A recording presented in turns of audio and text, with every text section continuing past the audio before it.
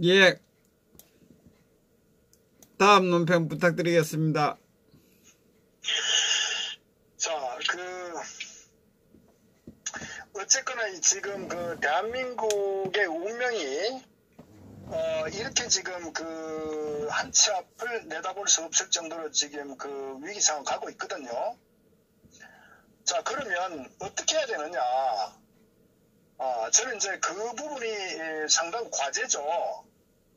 근데 이제 결론적으로 말씀드리면 저는 두 가지가 첫 번째 해야 된다고 봐요.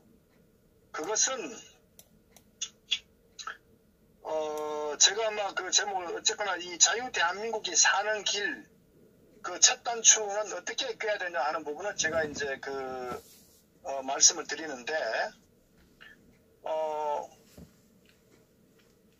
관계되지만 첫째는 이 탄핵 프레임을 반드시 극복해야 된다고 저는 봐요. 그리고 두 번째는 이 소위 이 정치공학적으로 접근하는 것을 철저히 배제해야 된다. 제가 그걸 두 개 말씀드리는 겁니다.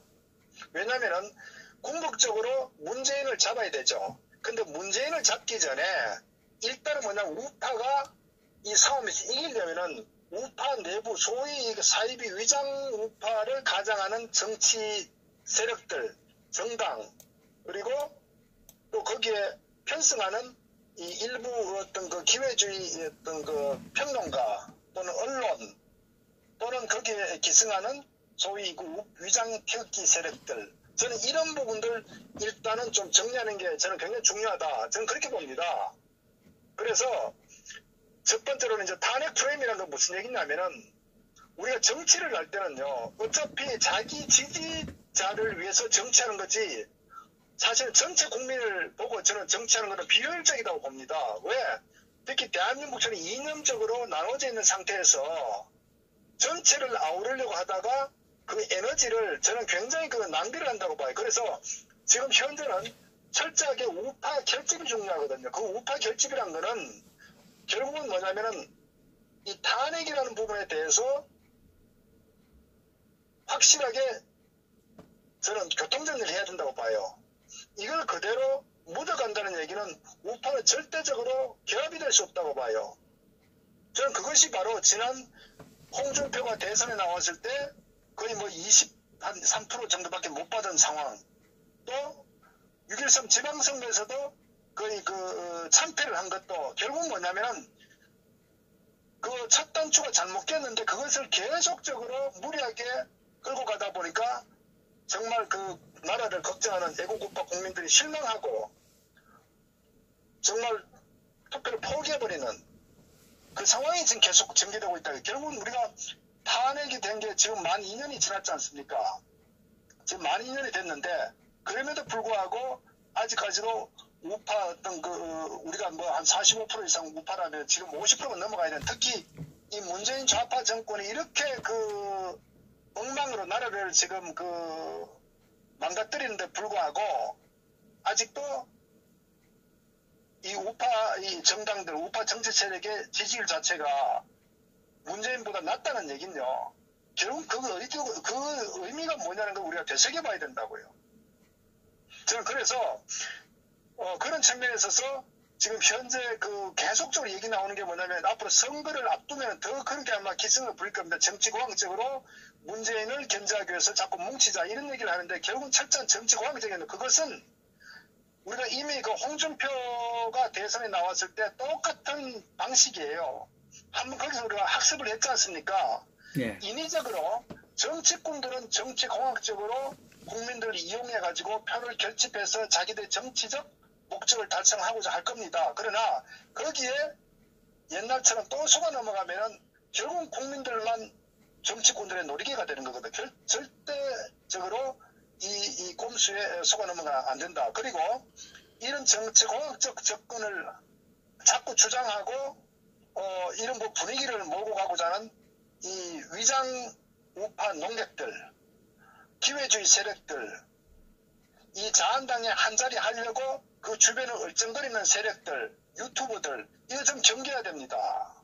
결국 이것은요, 국가나 정의와 법치 측면보다는 자신들의 정치적 사욕, 또는 자신들의 어떤 그 사사로운 어떤 그 이익을 위해서 이 국민들을 팔아먹는 이런 세력들이 우리 지금 현재 이 투쟁의 앞길 가로막고 있다고요. 이것들이 어떻게 보면은 탄핵을 주동했던 세력과 거의 저는 뭐 동급으로 저는 같이 봐도 된다 이렇게 봅니다. 그래서 절대적으로 정치공학적 접근하는 부분에 대해서 반드시 분수해야 된다. 저는 그렇게 보고요. 그 다음에 두 번째로는 이 탄핵 프레임을 왜 이제 극복하지 않으면 불가능하냐면은 어쨌거나 이 좌파들이 결국 이 촛불 광란을 통해서 특히 선동 언론을 통해서 이 탄핵을 시켰는데 결국은 이 탄핵이 뭐냐면은 소위 이 보수파는 이 국정농단 세력이다. 이렇게 지금 완전히 프레임을 만들어버렸잖아요. 예. 그러니까 소위 황교안 씨 같은 경우도 지금 고개를 들면은 탄핵 하나의 여기에 동조한 국정농단 세력으로 완전 치부해버리거든요. 그것이 바로 좌파들이 이 파놓은 이 덫이거든요. 이 탄핵 프레임한 게. 그러면 이 부분을 부숴야 된다고요. 깨지 않고서는 저는 우파가 새로운 정치적 영향력을 확대시키고 국민들을 통합하는데 저는 굉장히 구조적으로 문제있다. 그래서 이 탄핵이라는 부분에 대해서는 기본적으로 우리가 무조건 통합하자 또는 반문하자는 그런 구조적으로 될 수밖에 안 된다는 게 국민들이 사실은 너무나 잘 압니다. 그리고 시간이 지나면 지날수록 이 탄핵의 실체에 대해서 많은 국민들이 더 접근하게 된다고요.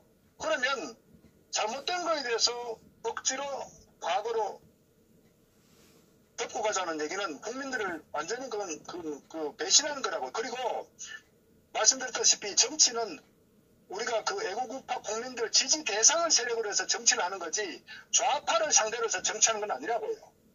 그리고 우리가 전체 국민을 다 안고 간다는 정치를 하면 안 되는 거예요. 특히 현 상황에서는 철저한 어떤 정통 보수 애국 국민들을 대상으로 해서 정치를 해야 된다. 그래서 저는 거기에 어떤 첫 단추가 이 탄핵 주동 세력들과 여기 부역했던 세력들을 반드시 정리를 해야 돼요.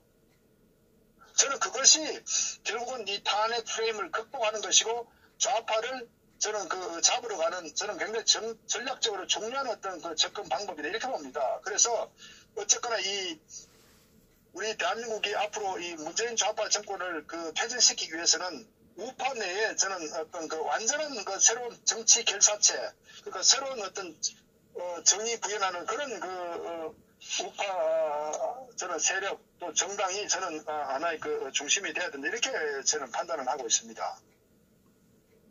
예, 감사합니다. 예, 수고하셨습니다. 네, 감사합니다.